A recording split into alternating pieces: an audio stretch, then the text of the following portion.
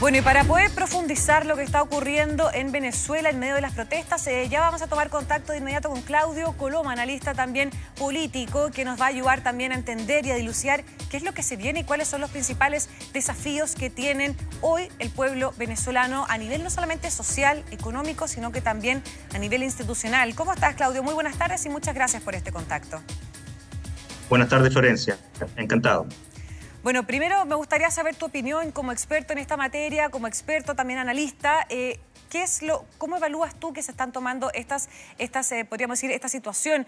Hay represión, hay protestas en las calles, hay un gobierno que asegura ganó la reelección, mientras que no ha querido transparentar las actas electorales. Hay un llamado de gran parte de la comunidad internacional a que se tomen medidas para poder transparentar y que sea una elección democrática, y este gobierno o este régimen se opone a hacer eso. ¿Cómo lo ves tú todo lo que está ocurriendo en Venezuela?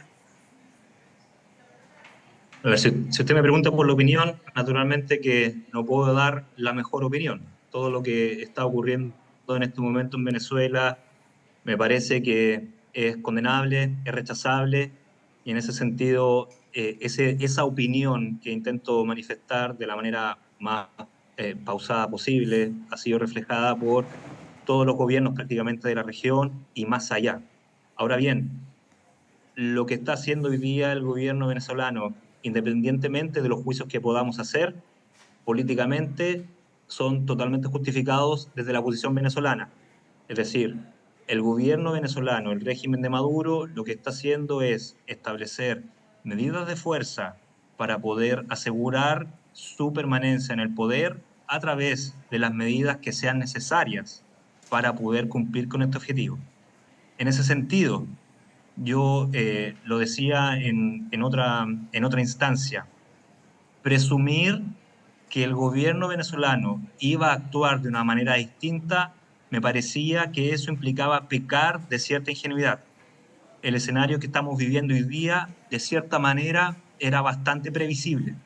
En inteligencia utilizamos grados de probabilidad, y este escenario que estamos viviendo, por lo menos, estaba en un marco de 50 a 100% de probabilidad.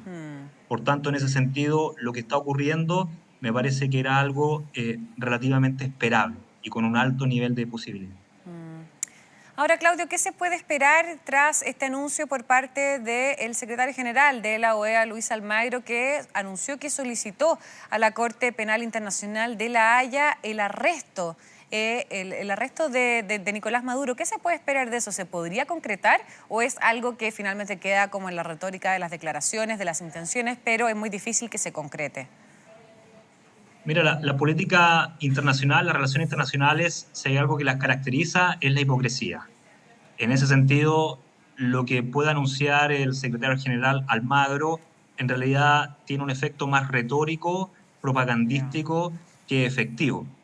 O sea, si Benjamin Netanyahu puede viajar, salir de Israel, llegar a Washington y llevar a cabo una agenda diplomática y política en otro país, en este caso Estados Unidos, sin haber sido detenido, o sea, con todo lo que está pasando en Gaza, bien, con ya cerca de 40.000 muertos en Gaza, y no es detenido, y con juicios de por medio, no puedo esperar que medidas como la que se está anunciando desde la OEA se puedan concretar con el presidente Maduro. En eso también hay que tener una consideración también importante. El secretario general de la OEA actual políticamente ha demostrado ser bastante asertivo con el gobierno venezolano. O sea, Maduro con este anuncio, naturalmente que se justifica en el contexto, pero no se ha caracterizado por ser una persona que ha tratado de propender hacia un diálogo con el régimen venezolano. La OEA, tradicionalmente, la OEA de Almagro se ha caracterizado más bien por ser un antagonista político del régimen de Maduro. Y eso naturalmente que, a mi juicio, ha ayudado más a alejar posiciones que a acercar posiciones. Recordemos que nosotros tenemos experiencia nacional, digamos, con el manejo de la OEA, y en ese sentido me parece que la experiencia que nos deja José Miguel Insulza, por ejemplo, nos habla de otra historia, una historia un poco más de buscar consensos, de buscar diálogos, de siempre apelar a la diplomacia. La OEA de Almagro en ese sentido ha sido un poquito más asertiva y lo que vemos hoy día, independientemente del contexto, que es totalmente justificable, si yo tomo la historia más en un largo plazo, es un hito más de alejamiento y de desencaminarnos del diálogo diplomático.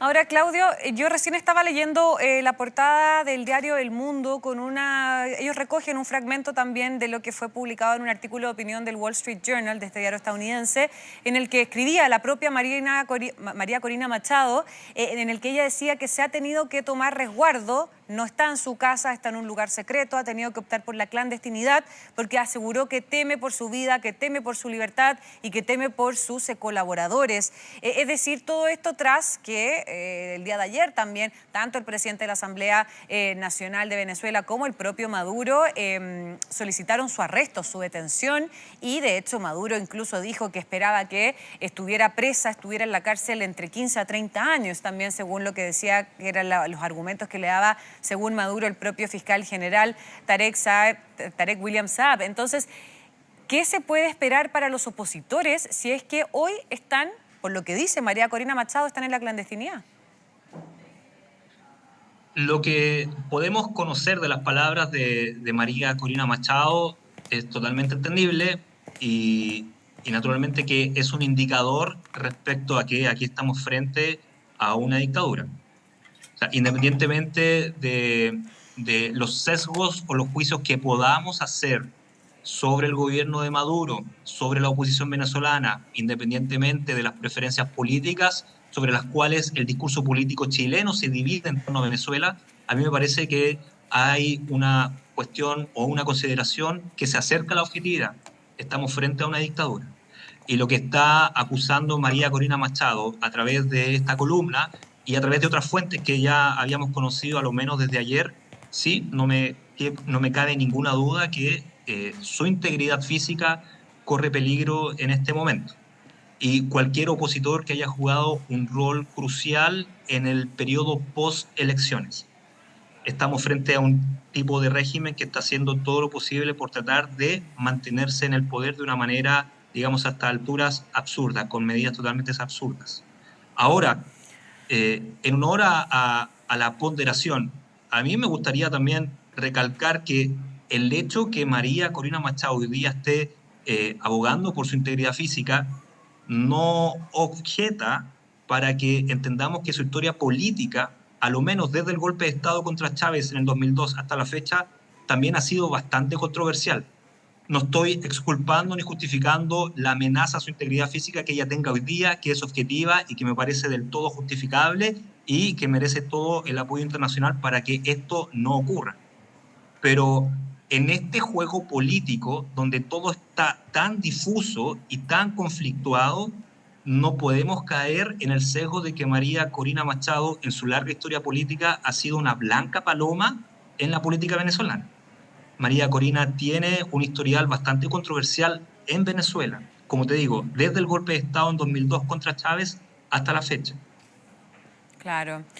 Ahora, Claudio, ya para ir cerrando, también te quería consultar, ¿cómo ves tú la relación, o podríamos decir ya, relación bilateral, pero de declaraciones también, entre los resultados o entre lo que ha ocurrido en Venezuela y las declaraciones que ha entregado el presidente colombiano Gustavo Petro, que la verdad, una de las cosas que más se está criticando es que en 24 horas ha cambiado radicalmente de discursos, es decir, cuando todavía no reconoce, partiendo por la base, que no reconoce todavía los resultados anunciados por el Consejo Nacional Electoral, pero además de eso, él comenzó la semana con declaraciones a través de sus redes sociales diciendo que él tenía graves dudas del proceso electoral, decía que finalmente, si es que no se deja protestar a las personas, también puede generar una gran división y una polarización en el país, pero el día de ayer todos nos quedamos con la boca abierta cuando se abstuvo en la votación de la sesión extraordinaria de la OEA, que básicamente lo que buscaba era que el gobierno de Venezuela tuviera que transparentar las actas electorales. Es decir, ¿cómo ves tú ese cambio de discurso por parte del gobierno colombiano? No, yo veo en tu pregunta implícitamente una cultura política muy chilena respecto a cómo vemos la situación en Venezuela. y con ese criterio de nuestra cultura chilena, de nuestra cultura política chilena, juzgamos a lo que está haciendo el gobierno venezolano. Yo no veo una voltereta en la conducción de la crisis venezolana por parte del gobierno de Petro. De hecho, tanto Petro como el gobierno brasileño y el gobierno mexicano, por nombrar tres gobiernos de izquierda que no son regímenes pro-chavistas incondicionales. Son gobiernos de izquierda que juegan una lógica política con el régimen de Chávez, han sido bastante consistentes en su posición. Y la posición ha sido, en primer lugar, y antes que todo, no emitir ninguna declaración de condena hasta no conocer el resultado fehaciente de las elecciones una vez que se conozcan las actas. En ese sentido, lo que llama la atención en el concierto latinoamericano de izquierda es precisamente la posición de Chile. Chile es el único país de izquierda, saquemos a Bolivia, saquemos a Nicaragua, pero Chile ha sido el único gobierno de izquierda que ha manifestado, y fue el primero en que manifestó sus dudas sobre el resultado y que políticamente en el discurso está alineado solamente con gobiernos de derecha. Es decir, hoy día Chile... Y por eso le han llegado también tantos dardos, y también por eso le han llegado tantos dardos directamente por parte del gobierno de Maduro. Sí, claro. Sí, claro. Y de hecho, si tú te fijas, las misiones diplomáticas que son expulsadas, la misión diplomática de Chile es la única que corresponde a un gobierno de izquierda. Bien, Mira, entonces yo no, de hecho, desde el punto de vista político, lo que llama la atención es eso, que hoy día el gobierno de Chile esté alineado, digamos, en su política exterior con el gobierno de Javier Milei. Y no es una excepción. O sea, con la guerra en Ucrania-Rusia, el gobierno de Chile, de Gabriel Boric, está alineado con el gobierno de Milei porque tienen la misma posición. Si tú te fijas respecto a las reacciones de otros países, y ya no solamente México, Brasil y Colombia, sino que también el mismo Estados Unidos y prácticamente todos los países de la Unión Europea han mantenido una posición mucho más cauta que la posición mostrada por Chile o gobiernos como el costarricense o el argentino o el uruguayo. ¿Te fijas? Es decir, yo no me atrevería o no me adelantaría a decir que Petro se dio una voltereta. Yo lo que veo más bien es una política exterior un poco más cauta al momento de tener que condenar o no los resultados del proceso electoral venezolano. Y la cuestión es bastante sensible, Florencia. Condenar, independientemente de los juicios políticos que uno pueda tener en la subjetividad, el interés nacional del Estado, como por ejemplo el interés nacional del Estado chileno, está en juego en este momento. La situación de la inmigración ilegal, la criminalidad que se está importando desde Venezuela, está poniendo en riesgo la seguridad nacional del Estado a tal nivel, la porosidad de nuestras fronteras están en tal nivel de riesgo que el juego político y diplomático que hagamos con Venezuela debe ser algo que debe calcularse con extremada precaución para precisamente no romper los canales diplomáticos con un gobierno con el cual sí o sí vas a tener que relacionarte. O sea, Maduro, independientemente de cómo esto resulte, con más o menos represión, va a ser lo más probable la entidad política con la cual nos tengamos que seguir relacionando. Claro. Es decir, eso es un elemento que se tiene que considerar y que a mi juicio gobiernos como el de Petro, el brasileño, el estadounidense incluso, están teniendo un mayor cálculo que la diplomacia chilena, a mi juicio. Perfecto. Claudio, muchísimas gracias por esta interesante conversación. Te agradecemos enormemente el contacto. Encantado. Chao, chao.